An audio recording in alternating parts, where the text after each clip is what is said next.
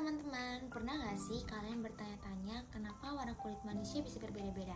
Atau kenapa dalam satu spesies hewan ada yang ukurannya besar, ada yang kecil, ada yang tanpa penyakit, dan ada yang tidak?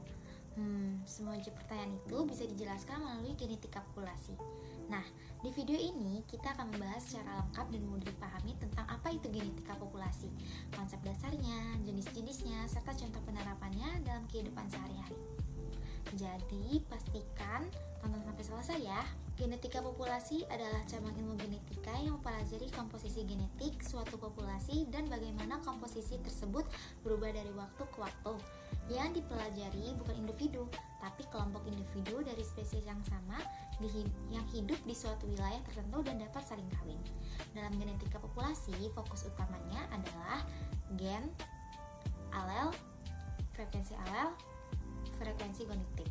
Contohnya, dalam suatu populasi manusia, ada gen yang mengatur warna kulit. Gen tersebut memiliki beberapa alel, misalnya alel kulit terang dan alel kulit gelap.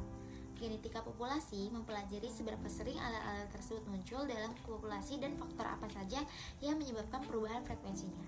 Jadi, singkatnya, genetika populasi mempelajari bagaimana gen tersebar dalam suatu populasi dan bagaimana gen tersebut berubah akibat berbagai faktor. Nah, konsep dasar dalam genetika populasi ini dibagi lagi, yaitu populasi. Populasi adalah sekumpulan individu dari spesies yang sama hidup di tempat waktu yang sama serta dapat saling berkembang biak. Contohnya, populasi ikan nila di satu kolam, populasi manusia di satu desa, populasi pohon mangga di satu kebun. Yang kedua yaitu gen dan alel. Gen adalah unit pewarisan sifat dan alel adalah variasi dari suatu gen. Contoh, gen golongan darah memiliki alel IA, IB, dan I yang menghasilkan golongan darah A, B, AB, dan O. Frekuensi alel adalah proporsi satu persentase suatu alel dalam populasi. Misalnya, dalam populasi terdapat 100 individu dan alel A besar muncul sebanyak 60%. Maka frekuensi alel A adalah 0,6. Frekuensi genotip adalah perbandingan genotip tertentu dalam populasi. Misalnya, A besar, A besar, A besar, A kecil, A kecil, A kecil. Selanjutnya yaitu ada hukum Hardy-Weinberg. Dalam genetika populasi, ada konsep penting yang disebut hukum Hardy-Weinberg. Hukum ini menyatakan bahwa frekuensi alel dan genotip dalam suatu populasi akan tetap konstan dari generasi ke generasi selama tidak ada faktor evolusi yang bekerja. Syarat terjadi keseimbangan Hardy-Weinberg yaitu populasi sangat besar, perkawinan terjadi secara acak. Tidak ada mutasi, tidak ada migrasi, tidak ada seleksi alam. Jika semua syarat ini terpenuhi, maka populasi berada dalam kondisi seimbang genetik. Namun, di alam nyata kondisi ini hampir tidak pernah terjadi, sehingga perubahan genetik tetap berlangsung. Faktor-faktor yang mengubah genetika populasi yaitu pertama, mutasi. Mutasi adalah perubahan materi genetik yang bersifat permanen. Contohnya yaitu mutasi pada bakteri yang membuatnya kebal terhadap antibiotik. Awalnya sedikit, lama-lama alel menjadi kebal, meningkat dalam populasi. Yang kedua yaitu seleksi alam. Seleksi alam ini terjadi ketika individu dengan sifat tertentu lebih mampu bertahan hidup dan berreproduksi. Contohnya yaitu serangga yang berwarna gelap lebih sulit terlihat predator di lingkungan yang lebih gelap, sehingga lebih banyak bertahan dan berkembang biak. Yang ketiga yaitu migrasi alel. Migrasi adalah perpindahan individu masuk atau keluar dari populasi. Contohnya yaitu perpindahan manusia antar daerah yang menyebabkan pencampuran gen, sehingga meningkatkan variasi genetik. Yang keempat yaitu genetic drift. Genetic drift ini merupakan perubahan frekuensi alel secara acak, terutama pada populasi kecil. Contohnya yaitu bencana alam yang hanya menyisakan sedikit individu dengan gen tertentu. Selanjutnya yaitu perkawinan tidak acak. Jika individu memilih pasangan berdasarkan sifat tertentu, maka frekuensi gen juga akan berubah.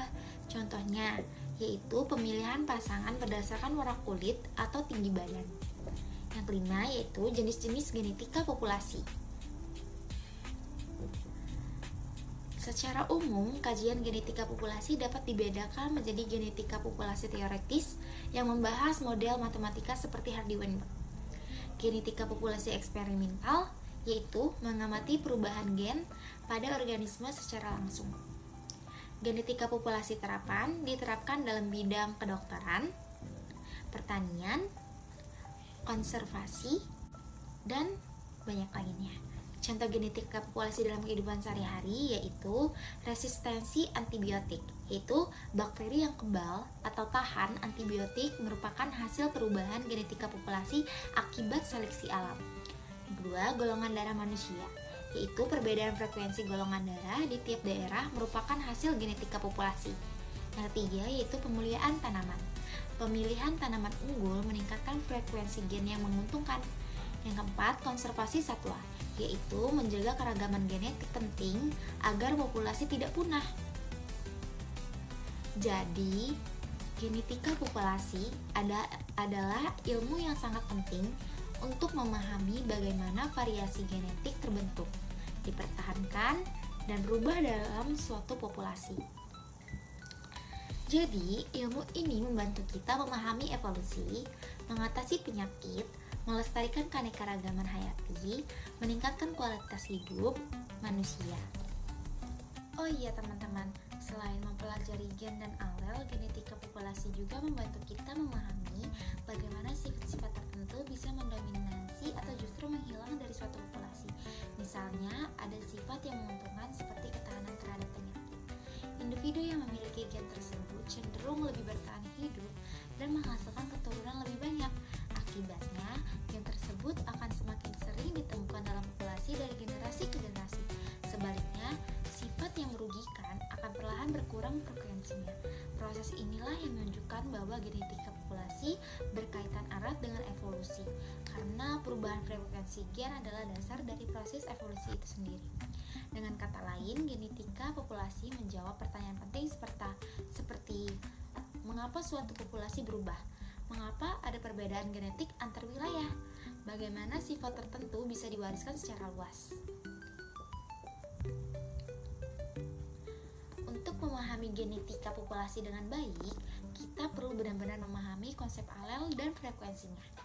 Dalam satu gen bisa terdapat lebih dari satu alel. Alel-alel ini tidak selalu muncul dalam jumlah yang sama. Ada alel yang dominan dalam populasi dan ada juga alel yang jarang ditemukan. Sebagai contoh, pada manusia terdapat gen yang mengatur kemampuan mencerna laktosa. Di beberapa populasi, alel yang memungkinkan seseorang mencerna susu hingga dewasa sangat umum. Namun, di populasi lain, alel tersebut jarang ditemukan. Perbedaan ini terjadi karena riwayat evolusi, kebiasaan makanan, tekanan lingkungan, melalui genetika populasi. Ilmuwan dapat memetakan sebaran alel tertentu di berbagai wilayah dunia dan menghubungkannya dengan adaptasi lingkungan. Oh iya teman-teman, aku mau nambahin sedikit informasi yaitu tentang apa itu spesiasi. Spesiasi ini juga berhubungan dengan genetika populasi. Simak videonya ya. Spesiasi adalah proses terbentuknya spesies baru dari suatu populasi asal. Proses ini terjadi ketika suatu populasi terpisah secara genetik dalam waktu yang lama, sehingga tidak ada lagi yang bisa saling kawin dan menghasilkan keturunan yang subur. Spesiasi bisa terjadi karena beberapa faktor, seperti isolasi geografis, misalnya gunung, sungai, atau pulau yang memisahkan populasi, perbedaan lingkungan seperti suhu, makanan, atau habitat. Perbedaan perilaku ini dan waktu kawin, yaitu contoh sederhananya yaitu sekelompok hewan terpisah ke dua pulau berbeda. Lama-kelamaan, masing-masing populasi beradaptasi dengan lingkungannya. Gen mereka berubah hingga akhirnya terbentuk dua spesies yang berbeda. Lalu, apa dampaknya bagi keragaman genetik? Spesiasi menyebabkan munculnya variasi gen baru, meningkatkan keanekaragaman genetik, dan membantu makhluk hidup lebih mampu beradaptasi terhadap perubahan lingkungan. Kesimpulannya, spesiasi adalah kunci terbentuknya keanekaragaman hayati di bumi. Kalau video ini bermanfaat, jangan lupa like dan share ya. Bye-bye. Oke, sekian dari video aku. Semoga video ini membantu kalian memahami genetika populasi dengan lebih jelas. Jangan lupa like, komen, dan subscribe ya. Terima kasih sudah menonton.